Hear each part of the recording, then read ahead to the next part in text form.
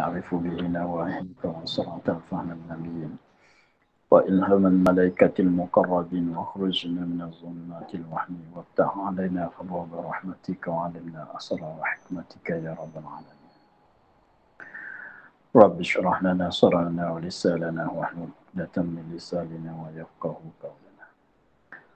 قال الشيخ المصنف تعالى نفعنا بعلومه في الدارين. Sekarang.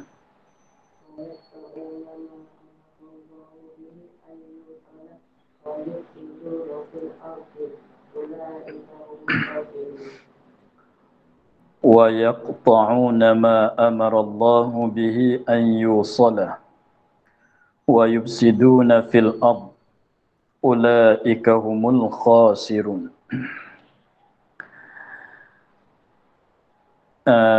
Kita di dalam bicaraan sifat-sifat bagi orang kafir, yang mana orang kafir itu ialah orang-orang Yahudi. Sambung dengan kita dulu bahawasanya apabila Allah Ta'ala membuat perbandingan dengan umpama nyamuk dan umpama lalat, maka setengah daripada manusia yang ialah manusia yang beriman, mereka yakin bahawasa itu daripada Allah Subhanahu Wa Ta'ala, dan pada pihak orang yang Yahudi, orang yang kafir, maka mereka katanya apalah Allah Ta'ala kandak dengan buat perbandingan dengan benda-benda yang keji, yang hina itu. Maka dengan sebab itulah jadi sesat mereka itu. Maka Allah Ta'ala katanya wa ma yudhillu bihi illal fasikin. Maka tiada menyesat oleh Allah Ta'ala dengan sebab buat perbandingan itu melainkan akan orang-orang yang fasik. Kemudian Allah Ta'ala menyatakan pula siapa orang yang fasik tadi. Dengan katanya alladzina yanquduna ahdallahi. Kita ulang di situ.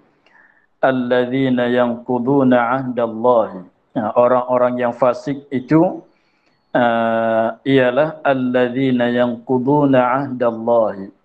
Segala mereka yang merungkai mereka itu akan janji Allah daripada iman dengan Nabi Muhammad.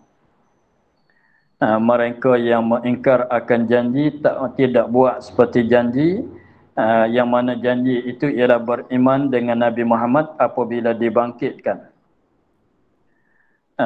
Wa yaqta'una ma min ba'di misaqih, kama pada kukuh janji. Kami pada janji itu ditetap, dikemaskan, tetapi apabila sampai masa mereka orang Yahudi itu tidak buat dengan mana yang sudah dijanjikan. Jadi satunya orang-orang fasik, itu ialah orang yang tidak buat sebagaimana yang dijanji. Itu sifat yang pertama bagi orang fasik yang dicerita di sini. Dan seterusnya juga sifat-sifat orang fasik yang ialah golongan orang-orang Yahudi. Allah Ta'ala firman katanya wa yaqta'una ma amarallahu bihi an yusalah, dan memutus mereka itu akan barang yang disuruh Allah bahawa menghubungikan dia kan barang, bahawa menghubungikan dia, bahawa dan memutus mereka itu akan barang yang disuruh Allah bahawa menghubungikan dia kan barang dengannya, daripada beriman dengan Nabi Muhammad dan hubung rahim. Dan yang kedua bagi sifat orang yang fasikin, yang ialah orang Yahudi dan juga lain-lain lagi daripada segala orang kafir, mereka memutus mereka itu orang-orang yang fasik tadi akan barang, akan perkara yang disuruh Allah Allah Ta'ala suruh apa? Suruh menghubungikan dengan dia. Ialah perkara yang Allah Ta'ala menghubungkan, meneruskan. Apa dia perkara yang Allah Ta'ala disuruh menghubungi daripada beriman dengan Nabi Muhammad sallallahu alaihi wasallam. Jadi setengah daripada perkara yang Allah Ta'ala suruh manusia menghubungi, meneruskan ialah beriman, terus beriman dengan Nabi Muhammad sallallahu alaihi wasallam. Apabila Nabi Muhammad itu dibangkit jadi rasul, maka disuruhkan akan manusia, lebih-lebih laginya ahlul kitab itu beriman pula dengan Nabi Muhammad. Terus beriman dengan Nabi Muhammad pula, sebagaimana belum pada ini mereka beriman dengan Nabi Musa atau beriman dengan Nabi Isa. Maka terus apabila dibangkitkan Nabi Muhammad, maka disuruh mereka teruskan beriman dengan Nabi Muhammad pula. Dan begitu juga setengah daripada perkara yang Allah Ta'ala suruh menghubunginya ialah hubungan silaturrahim. Maka dan lain-lain lagi daripada beberapa perkara yang Allah Ta'ala suruh menyuruhkan dengan menghubungkan, mensambungkan.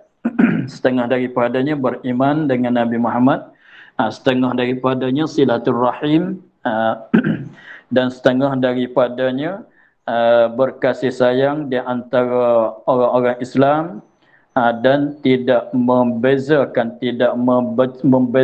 di antara rasul-rasul, la nufarriqu baina ahadin. Dengan maknanya disuruhkan manusia itu, orang lebih lagi pulanya ahlul kitab, bahawa tidak membezakan. Bukan katanya beriman dengan Nabi Musa, tak beriman dengan Nabi Muhammad.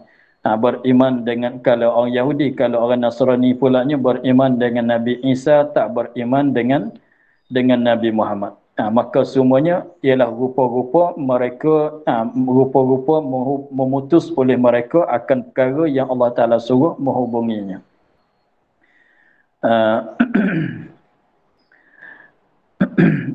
Begitu juga beriman dengan kitab Taurat, tak beriman dengan kitab Quran. Beriman dengan kitab Injil, tak beriman dengan kitab Al-Quran. Jadi pendek katanya, beberapa perkara lah yang Allah Ta'ala suruh kepada manusia, perintah kepada manusia bahawa menghubungi, bahawa meneruskan. Tetapi mereka, orang yang fasik ini, ialah mereka yang memutuskan segala perkara yang Allah Ta'ala suruh menghubungi. Banyaklah perkara-perkara yang Allah Ta'ala suruh menghubungi, meneruskan, seperti tadi yang disebut, dan setengah daripadanya tinggal semayang Jumaat pun setengah daripada memutuskan akan perhubungan juga. Sebab benda ini disuruh buat setiap minggu disuruh buat. Lagi pulanya semayang Jumaat itu ialah rupa perhimpunan manusia pada suatu tempat untuk jadi berhimpun sama-sama orang Islam. Sekiranya kalau orang yang tak pergi sembahyang Jumaat, maka masuk dalam kata orang yang memutuskan akan perkara yang Allah Ta'ala suruh menghubungikan. Jadi maknanya setengah daripada sifat orang yang fasik itu ialah mereka memutuskan segala perkara yang sepatutnya dihubungkan, sepatutnya diteruskan. Wa yufsiduna fil ard. Ini pun satu sifat lagi bagi orang yang fasik, yufsiduna fil ard, dan membuat fasid mereka itu pada muka bumi, buat merosak, buat kerosakan pada muka bumi. Tapi buat kerosakan pada muka bumi itu dengan cara mana? Dengan mengerjakan maksiat. Dengan secara mengerjakan maksiat dan menegah daripada iman, menghalangkan manusia daripada beriman dengan Nabi dan dengan Allah, dan membinasakan harta-harta orang. Membinasakan maknanya tipu harta orang atau curi dan sebagainya. Maka itu semuanya masuk dalam kata merosakkan pada muka bumi. Sebab katanya maksiat adalah perbuatan merosakkan muka bumi. Tidak beriman, menghalangkan manusia daripada beriman, daripada buat amal ibadat, itu ialah merosakkan muka bumi. Sebabnya apabila ada daripada kalangan manusia buat maksiat, jadi termasyhur tersebarnya maksiat, maka menyebabkan Allah Ta'ala menurunkan bala. Apabila Allah Ta'ala menurunkan bala, itulah jadi rusakkan muka bumi. Sebab tu dimaksudkan merusakkan pada muka bumi itu ialah dengan secara mengerjakan maksiat, dengan secara menegahkan daripada iman, dan dengan secara membinasakan harta-harta orang, mana menzalimkan akan harta orang lain. Itu dimaksud dengan kata merusakkan muka bumi. Bukan maksud dengan kata rusak muka bumi itu kita korek, kita gali tanah, itu bukan maksudnya. Habis tu katanya ulaika humul khasirun. Bermula sekalian mereka itulah bermula sekalian mereka itu yang dapat rugi sekalian. Semuanya orang yang tadi, orang yang fasik, orang yang membatalkan janjian Allah, dan orang yang memutuskan akan segala perkara yang disuruhkan menghubung, dan orang yang membuat maksiat, orang yang menegahkan beriman, orang yang menzalimkan harta orang, yang dimaksud dengan kata yang merusakkan muka bumi, mereka itu kesemualah orang-orang yang rugi, orang-orang yang rugi. Kenapa boleh kata rugi? Kerana kembali mereka itu kepada neraka yang mu'abbad selama-lama. Rugi itu dengan sebab perbuatan mereka yang dibuat pada muka bumi itu tak dapat baik daripada perbuatannya. Dengan sebab perbuatan begitunya menjatuhkan mereka ke dalam neraka, membawakan mereka masuk ke dalam neraka. Jadi perbuatan dianya tidak membawa kepada jadi kesenangan pada akhirat nanti. Letih-letih buat, tetapi tak dapat kesenangan, tak dapat baik daripada perbuatan. Itu perbuatan tu dikira kata perbuatan yang merugikan.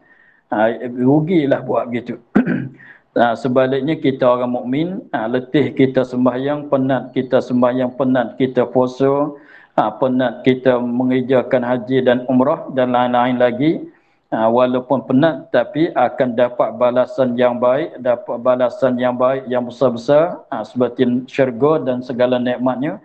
Maka sekiranya susah lelah kitanya, kepenatan kita, usaha sembahyang, usaha puasa dan semuanya, dapat balasan yang baik, maka itu dikatanya beruntunglah kita. Jadi setiap-tiap perbuatan yang dibuat oleh manusia pada dunia ini sekiranya membawa kepada jadi susah, jadi susah, membawa kepada kena azab pada akhirat, maka semuanya perbuatan itu dikatakan perbuatan yang merugikan. Sebaliknya, perbuatan yang dibuat oleh manusia pada hidup dunia ini, perbuatan itu akan membawa kepada dapat kesenangan, dapat balasan yang baik pada akhirat esok, maka perbuatan itu ialah perbuatan yang menguntungkan kepada orang-orang kita. Itulah citaan-citaan orang-orang yang fasik. Habis di situ masuk tajuk lain pula. Katanya ta'ajub daripada kufur mereka itu serta berdiri burhan dan dalil atas bangkit kubur.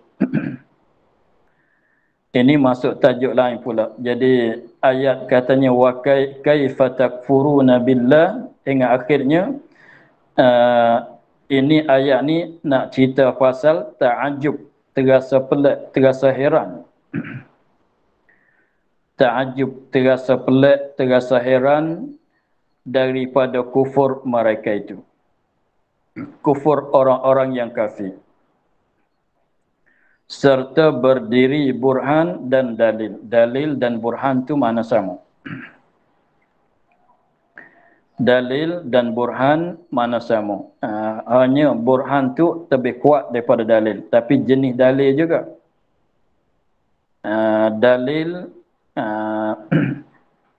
kalau tunjukkan dianya lebih tinggi, kita panggil burhan.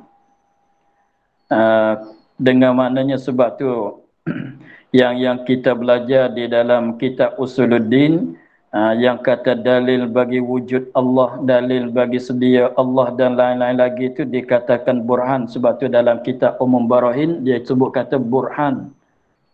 Burhan wujud Allah, burhan bagi kidam Allah, burhan bagi kekal Allah. Sebab apa? Sebab dalil sekiranya kalau kuat dilalahnya, kuat oleh tunjukkan dianya, maka dikatakan burhan. Tetapi kalau biasa-biasanya dipanggilkan dalil. Kalau tunjukkan dia kuat, maka dikatakan burhan. Jadi pendekatannya burhan tu samalah dengan dalil. Cumanya burhan tu tinggi sikit. Serta berdiri dalil ini, serta ada dalil yang menunjuk atas bangkit daripada kubur. Jadi asal ceritanya orang kafir ini ialah setengah daripada perkara yang tak beriman, tak percaya oleh orang kafir ialah tentang bangkitan daripada kubur. Hidup balik selepas pada mati, mereka menolakkan. Mereka tak terima, mereka katanya itu cerita bohong saja. Sebab di sisi orang kafir, lebih-lebih lagi orang musyrikin di Mekah, orang jahiliyah, dia kata kalau mati teruslah. Kalau mati tak dibangkit dah sama sekali. Padahalnya apabila diturun oleh Nabi Muhammad memberitahu kepada mereka bahwasanya kita manusia ni akan dihidup balik untuk nak terimakan balasan baik atau jahat. Maka orang kafir itu tak percaya dengan kebangkitan daripada kubur. Padahalnya dalil yang menunjuk di atas bahwasanya manusia akan dibangkit, akan dihidup balik selepas pada mati itu banyak. Dalil yang menunjuk di atas sebenar sungguh tetap mesti dihidup balikkan manusia daripada mati, dihidupkan manusia daripada kubur untuk nak menerimakan balasan di akhirat itu, dalilnya banyak sangat. Sebab mereka mendakwakan bahwasanya setengah daripadanya bahwasanya Allah Ta'ala tak kuasa nak menghidupkan manusia apabila sudah dimatikan manusia. Maka banyaklah dalil-dalil yang menunjuk di atas benar bahawa manusia itu dihidup balik selepas pada mati. Dengan sebab dalil itu penuh, dengan sebab dalil itu banyak, dengan sebab dalil itu jelas, tetapi herannya, peliknya, orang kafir tak beriman juga. Dengan sebab dalil dah menunjuk, dalil dah terus terang, dalil dah terang, dah nyata, dah jelas bahawa kita manusia dibangkit, dihidup balik selepas pada mati. Dalam keadaan dalil yang jelas, yang begitu jelas sekalipun, mereka tak beriman juga. Itulah terasa peliknya.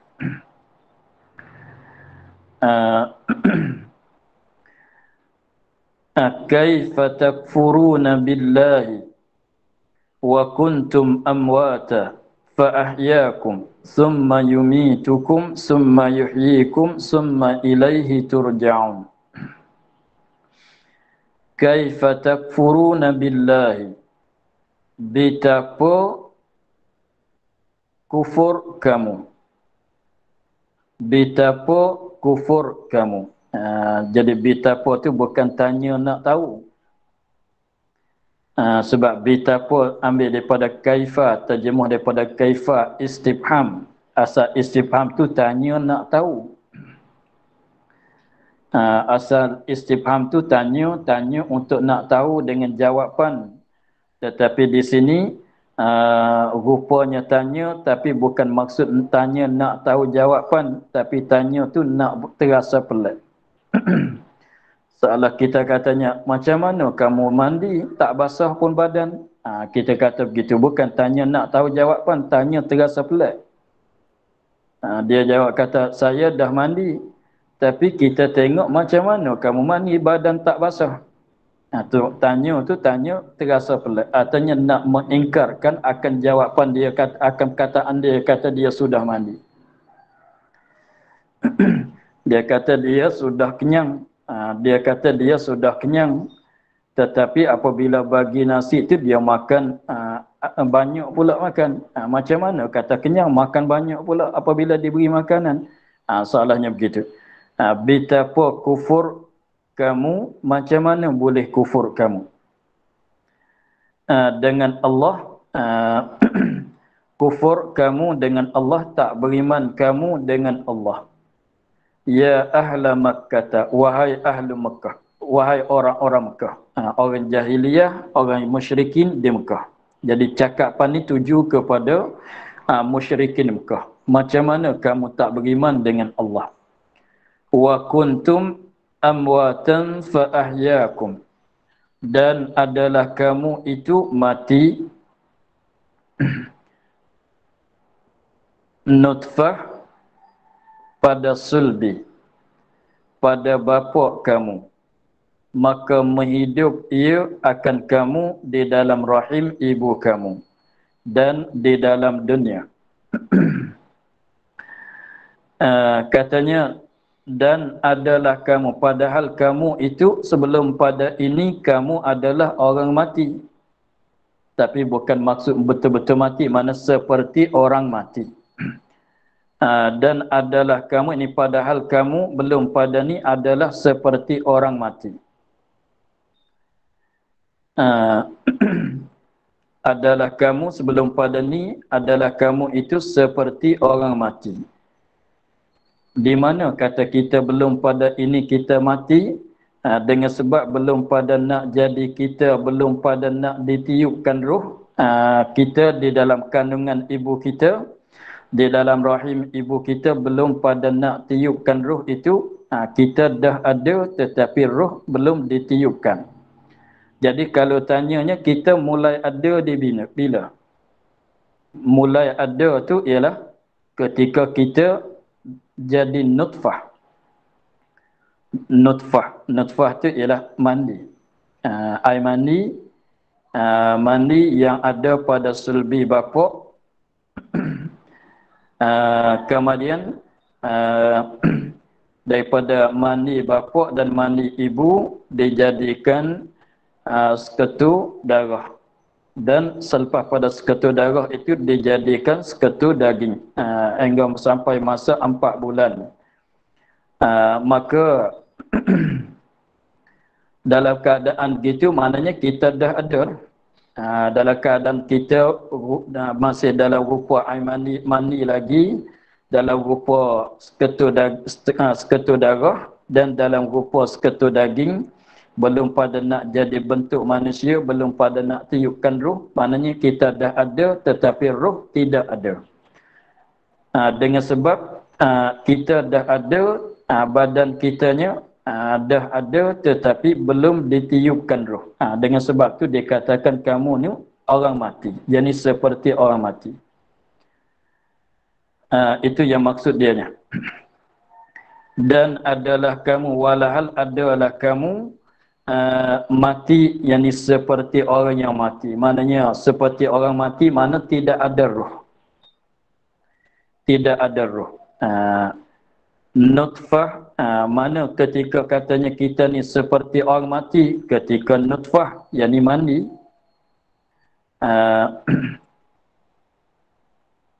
pada sulbi bapa kamu.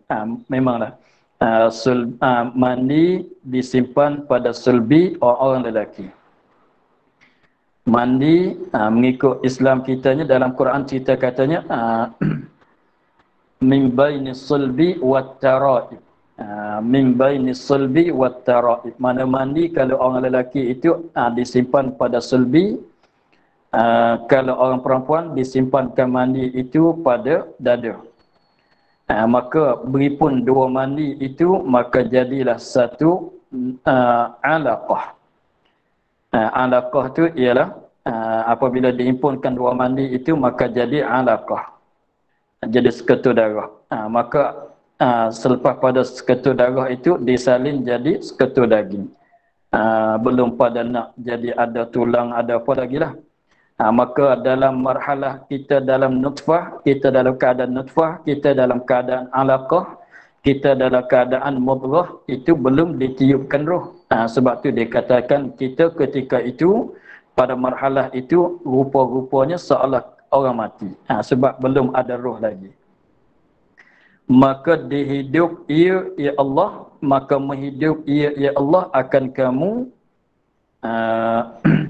di dalam rahim ibu kamu. Apabila cukup 4 bulan, maka Allah Ta'ala metiupkan roh, memasukkan roh kepada badan kita, yang mana kita di dalam rahim ibu kita pada masa 4 bulan.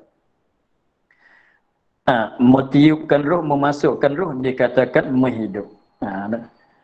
Jadi mulai kita hidup bila mulai ada ruh di badan kita, ketika kita genap umur dikandung 4 bulan dan sampai dilahir hidup di atas dunia ini. Sama tara nak mati pula. Jadi maknanya wa kuntum amwata, dan adalah kamu itu orang-orang mati. Mana seperti orang mati, seperti orang mati dengan sebab badan ada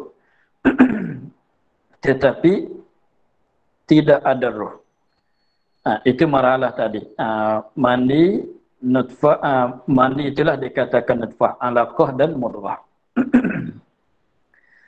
Belum pada nak ditiupkan roh itulah. Belum pada nak tiupkan roh, maka itu dah ada, walaupun tak badan tu tak macam badan sekarang lah. Tapi kita tu dah ada. Cumanya roh tidak ada lagi. Itu dikatakan mati. Sebab tidak ada roh, dikatakan mati. Selepas pada cukup 4 bulan, Allah Ta'ala masukkan roh, maka dikatakan menghidup. Maka semenjak daripada 4 bulan, Allah Ta'ala memasukkan roh pada badan kita, ketika kita di dalam rahim ibu kita, maka ada roh tu berkekalan sampai sekarang. Sekarangnya kita duduk di dalam alam dunia. Itu mana menghidupkan.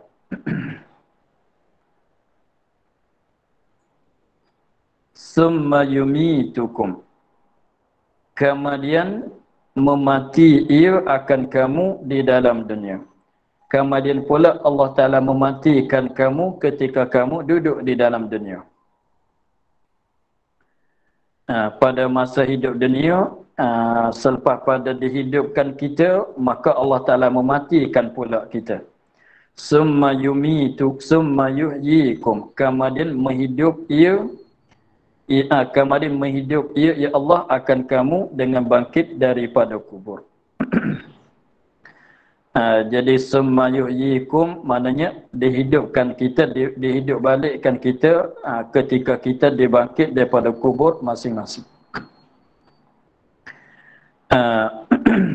Jadi berapa peringkat kita sama tara nak dibangkit, dihidup balik. Satunya wa kuntum amwatan, itu ketika belum ditiupkan roh, belum dimasukkan roh. Fa ahyakum maknanya mulai daripada dimasukkan roh ketika kita berada di dalam rahim ibu kita. Maka antara itu dia tak berapa lama sangat. Sebab tu diguna dengan fa ahya, maka wa kuntum amwatan. Daripada wa kuntum amwatan, daripada air mandi sampai jadi seketul darah, sampai jadi seketul daging, maka itu tak berapa bulan sangatlah. Kemudian selepas pada tu tak berapa lama, fa ahyakum, Allah Ta'ala guna dengan fa. Fa ni menunjuk katanya tak berapa lama. Sebab tu kata maka menghidup ia Allah akan kamu. Maka Allah Ta'ala memasukkan roh dalam badan kita ketika kita berada di dalam rahim ibu kita terus sampai hidup dunia ini. Selepas pada memasukkan roh, kemudian diikut dengan kata summa yuhyikum, kemudian. Guna dengan kemudian pula. Guna dengan summa diterjemuh dengan kata kemudian. Kemudian ni menunjuk di atas lama masa. Sebab kita kiranya selepas pada masukkan roh nak bolehkan mati setengah orang tu 60 tahun. Biasa-biasanya ghalib-ghalibnya sebab tu dengan sebab masa lama dia mulai daripada tiup roh, masukkan roh dalam rahim ibu nak bolehkan mati, biasanya manusia tu 60 tahun. Sebab tu digunakan dengan summa yumitukum, mematikan kita pada masa hidup dunia. Selepas pada dimatikan, sama tara nak bangkit daripada kubur tu pun lama pula. Lama pula, masa panjang pula. Berada seorang di dalam kubur tu lama pula, panjang pula masa berada di dalam kubur. Sebab tu diguna summa yuhyikum kemudian. Kemudian menghidup ia akan kamu dengan bangkit daripada kubur. Jadi Kita perhati di situ, dia guna for, maka menunjuk katanya tak berapa lama. Kalau guna dengan sema, menunjuk katanya masa tu lama. Tapi lama tu mengikut keadaan lah. Sebab contohnya, kalau dua suami isteri itu selepas pada berkahwin, dalam masa lebih kurang setahun dapat anak, maka kita guna dengan maka. Seorang itu berkahwin maka dapat anak. Dengan sebab tak hampir-hampir setahun selepas pada dia kahwin maka dapat anak. Maka guna dengan maka. Tetapi kalau seorang itu selepas pada dia berkahwin 5 tahun nak dapat anak, baru dapat anak, maka kita tak guna dengan maka, tak guna dengan for, guna dengan summa, guna dengan perkataan kamadian. Itu bahasa Arabnya begitu. Maka di situlah kita boleh ambil faham katanya antara mati antara ketika jadi air mandi, jadi seketul darah seketul daging, sama antara nak memasukkan roh itu tak berapa lama. Tetapi selepas pada masukkan roh nak boleh dimatikan pada hidup dunia, guna masanya lama.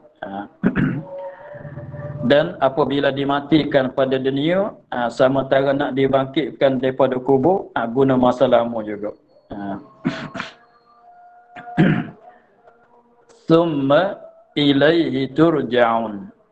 Kemudian kepada Allah dikembalikan kamu sekalian pada akhirat. Jadi selepas pada dibangkit daripada kubur, kemudian daripada dibangkit, dihidupkan kamu, dibangkitkan kamu daripada kubur, kepadanya dikembalikan kamu, dikembalikan kamu kepadanya, kepada Allah. Dikembalikan kamu kepadanya, kepada Allah pada akhirat. Maka membalas ia, ya Allah, akan amalan kamu baik dan jahat. Kalau kamu buat baik pada dunia, maka balasannya baik. Kalau kamu buat jahat pada dunia, maka balasannya jahat. Jadi maksudnya, summa ilaihi turja'un, apabila dibalas akan manusia dengan syurga atau neraka. Dibalas akan manusia, dikandaki dengan summa ilaihi turja'un, dibalaskan manusia itu dengan syurga kalau yang baik, dibalaskan dengan neraka kalau yang jahat. Maka begitu juga di antara bangkit daripada kubur, sama antara nak masuk dalam syurga oleh ahli syurga, sama antara nak masuk dalam neraka oleh ahli neraka, guna masa lama juga. Masanya lama juga. Sebab di padang mahsyar tu pun dah lama dah masanya. Sebab tu Allah Ta'ala guna dengan summa. Kemudian selepas pada dibangkitkan kubur, sama antara nak masuk dalam syurga, kalau orang baik, sama antara nak masuk syurga kalau ahli maksiat, kalau orang kafir, pakai masa lama. Sebab tu digunakan dengan summa. Begitu. Jadi maknanya kembali kamu kepada Allah, dikandaki kembali kamu kepada Allah, maksudnya kamu menerima balasan daripada Allah. Jadi kembali kamu kepada Allah, yang kita cakap katanya kita akan kembali kepada Allah, akan balik kepada Allah, akan kembali kepada Allah. Maksudnya apa maksud? Mana kita akan terima balasan daripada Allah Subhanahu wa taala. Maka balasan yang jelas-jelasnya ialah balasan syurga bagi ahli orang yang baik dan balasan neraka bagi orang yang jahat. Nauzubillah. Gitulah.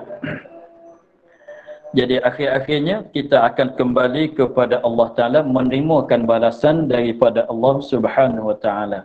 Maka kembali kepada asal cerita kitanya, bahwasanya Allah Ta'ala yang sangat kuasa, Allah Ta'ala kuasa untuk nak menghidupkan kita selepas pada kita mati. Jadi maknanya daripada asal tidak ada kita, Allah Ta'ala kuasa mengadakan kita melalui jadi air mandi dan seketul daging, seketul darah, seketul daging. Dan Allah Ta'ala kuasa memasukkan ruh ke dalam badan kamu pada ketika kamu itu di dalam rahim ibu kamu. dan Allah Ta'ala kuasa mematikan kamu pada hidup dunia. Kenapa Allah Ta'ala tak kuasa nak menghidupkan kamu? Tak kuasa nak, kenapa Allah Ta'ala tak kuasa nak membangkitkan kamu daripada kubur, nak hidupkan balik? Kenapa? Macam mana Allah Ta'ala tak kuasa? Macam mana Allah Ta'ala tak kuasa? Dengan sebab dia kuasa nak balaskan kamu dengan syurga, dengan neraka. Macam mana Allah Ta'ala tak kuasa nak membangkitkan kamu daripada kubur, nak menghidupkan balik selepas pada mati? Inilah yang kata tadinya, terasa pelik, terasa ta'ajub daripada kufur mereka itu, padahal dalilnya dah jelas. Jadi tempat yang jadi pelik di sini, jadi kufur tu tak nak pelik sangat. Jadi kufur oleh manusia, oleh orang kafir, tak jadi pelik. Yang tempat yang jadi ajibnya, yang tempat jadi ajib, jadi pelik, jadi herannya, jadi kufur dalam keadaan dalil dah jelas. Dalil dah jelas. Dalil dah jelas, burhan dah jelas, dah nyata, tetapi dalam keadaan tu kufur lagi. Seperti kita katanya, kalau cari benda yang jatuh, seperti beg duit dia jatuh masalah. Beg duit dia jatuh. Kalau waktu malam tak ada lampu, dia cari beg duit yang jatuh tak jumpa, itu tak jadi pelik lah. Tapi waktu siang, waktunya waktu siang, cerah, cahaya matahari. Dia pun bukan orang yang mata buta, tetapi tak jumpa.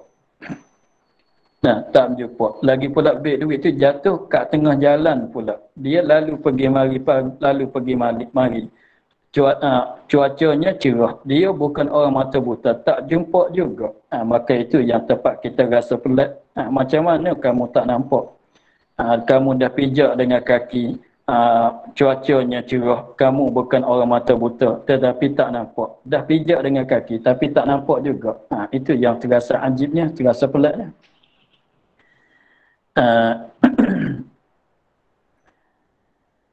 Habis di situ.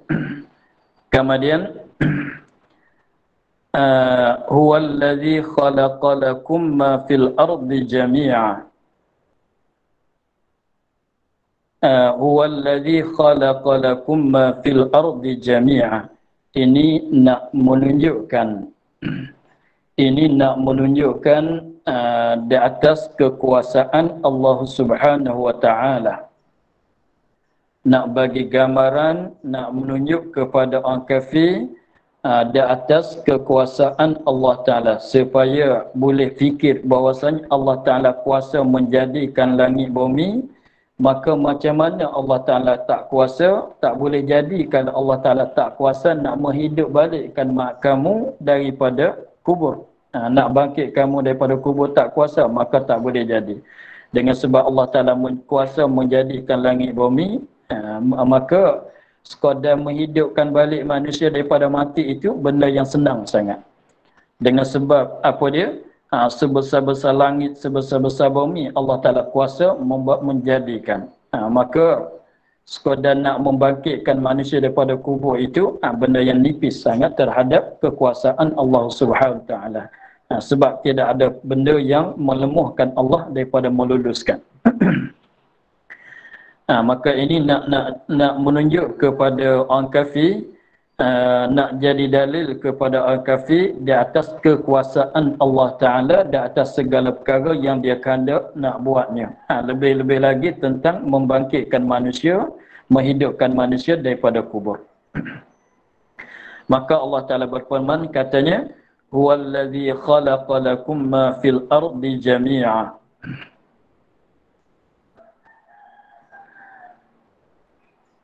Ialah Allah itu Tuhan yang menjadi bagi kamu, yakni untuk kamu. Tuhan yang menjadi bagi kamu, ini untuk kamu.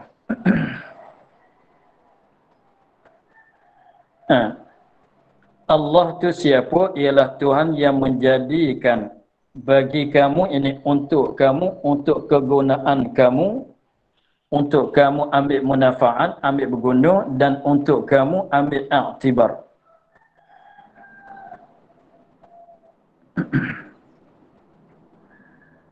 Menjadi barang yang di dalam bumi dengan bumi sekaliannya.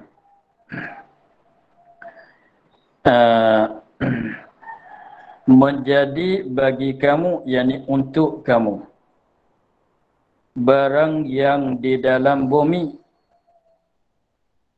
dengan bumi. Jadi maknanya Allah Ta'ala menjadi akan bumi dan serta isi-isi kandungan bumi. Maksudnya begitu.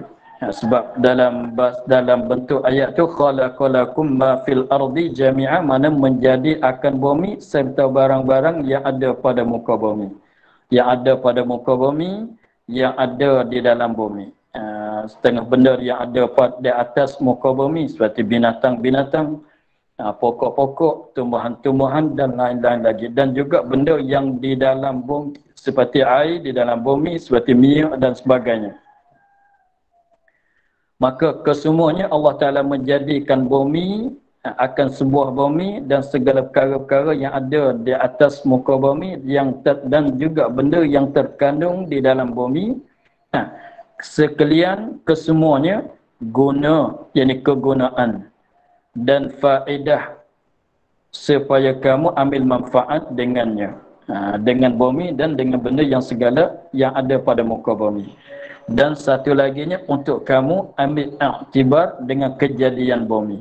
Ini satu lagi sepatut kita tambah sikit. Mana dia? Supaya kamu ambil manfaat dengan dia, yakni dan juga ambil iktibar dengan dia. Supaya kamu ambil manfaat dengan dia dan juga kamu ambil iktibar dengan dia.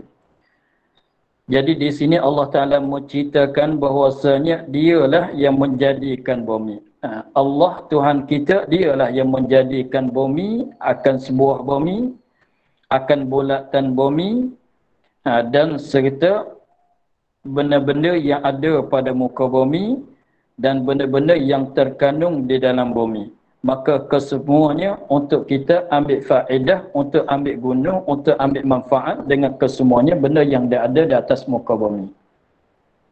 Dan juga supaya kita ambil iktibar, ambil pengajaran, boleh ambil jadi dalil di atas kekuasaan Allah Ta'ala. Setengah daripada Tuhan jadikan bumi, jadikan benda tu benda ini, selain daripada kita boleh ambil guna dengan benda itu, dan juga boleh kita ambil iktibar, ambil jadi pengajaran, ambil jadi dalil yang boleh kita tahu kata Allah ada, Allah kuasa dan lain-lainnya daripada segala i'tiqad kita. Jadi daripada bumi inilah kita boleh tahu kata Allah ada. Daripada bumi inilah kita boleh tahu boleh tahu katanya Allah itu kuasa dan semua segala sifat-sifatnya. Itulah dikatakan hikmat. Hikmat Allah Ta'ala menjadikan bumi ialah satunya untuk jadi kegunaan, untuk kita ambil faedah, ambil manfaat dengan bumi dan benda-benda yang ada pada bumi. Dan satu hikmat lagi untuk nak ambil pengajaran daripada kejadian bumi itu. Maka tujuannya, tapi tak boleh kata tujuan, kita kata hikmatnya. Hikmat Allah Ta'ala menjadikan bumi itulah. Hikmat Allah Ta'ala menjadikan bumi dan benda-benda pada muka bumi itu, hikmatnya untuk kita ambil manfaat, untuk kita ambil i'tibar. Maka itu dikatakan hikmat. Tak boleh kita katanya Allah berperlu kepada bumi dan berperlu kepada benda-benda yang ada pada muka bumi, sebab tak boleh kata begitu. Sebabnya Allah Ta'ala menjadikan bumi dan benda-benda yang ada pada muka bumi ini bukan faedahnya kembali kepada Allah, bukan manfaat tu kembali kepada Allah, bukan Allah nak ambil gunanya. Kalau katanya Allah Ta'ala menjadikan langit bumi ini Allah sendiri nak guna, itu maknanya ada gharad. Maka Allah Ta'ala buat perbuatan dengan ada gharad adalah mustahil. Mustahil Allah Ta'ala menjadikan segala perkara dengan ada gharad, ada tujuan yang kembali kepada dia. Maka di sini sebab tu kita tak kata gharad, di sini kita kata hikmat. Sebab kata hikmat, sebab apa? Sebab bumi dan segala benda yang ada pada bumi itu yang ambil gunanya bukan Allah, bukan kita manusia yang ada pada muka bumi. Yang ambil guna boleh faedah dengan bumi dan segala benda ialah kita, bukan Allah. Allah terkaya daripada bumi. Sebab tu dikatakan hikmat, bukan gharak. Nah, kalau gharak tu mana dia buat nak ke dia, nak guna dia, nak ambil guna dia perlu, maka itu adalah mustahil. Begitulah. Dan satu perkara lagi yang kita sepatut tahu daripada ayat ini, dia katanya Allah lah yang menjadikan segala perkara sekalian benda-benda yang ada pada muka bumi untuk manfaat bagi kita, untuk kegunaan bagi kita. Maka kalau orang tanya, segala perkara yang ada pada muka bumi ini selain pada kita manusia ni, ada kalanya ada faedah untuk kita. Ada kala jadi faedah seperti pokok-pokok yang boleh kita buat rumah, yang kita boleh jadi makanan, dan begitu juga binatang-binatang yang boleh jadi makanan kepada kita, yang kita boleh gunakan bulu dia, kulit dia untuk jadi pakaian. Tetapi banyak juga daripada pokok-pokok, daripada binatang-binatang yang mudarat kepada kita manusia. Setengah-setengah pokoknya, kalau kita sentuh dengan dia, maka jadi gatal kita. Maka pokok itu mudarat, bukan manfaat pada kita. Setengah-setengah daripada binatang buasnya mudarat kepada manusia. Banyaklah binatang-binatang seperti ular dan sebagainya, itu memberi mudarat kepada manusia, bukan beri manfaat pada manusia.